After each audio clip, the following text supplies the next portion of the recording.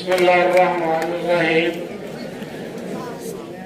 इंतहाई वाजिबुल एहतराम जनाब मोहम्मद यूनुस मुराद साहब, डिस्ट्रिक्ट एजुकेशन ऑफिसर गुजरांवाला, मोअज़्ज़ज़ साज़ा-ए-किराम, अस्सलाम वालेकुम।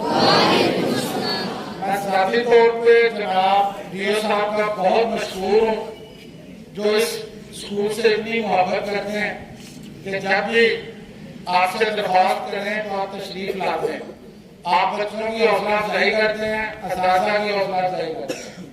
ये यौम यकजहती कश्मीर के मुकाबले के प्रोग्राम के इनामात एंटी टैंकी के उसकी तकलीफ के लिए तशरीफ लाए, और अभी मैंने इनसे रिक्वेस्ट की है कि आप स्पोर्ट्स गाला में भी तशरीफ लाएंगे सर।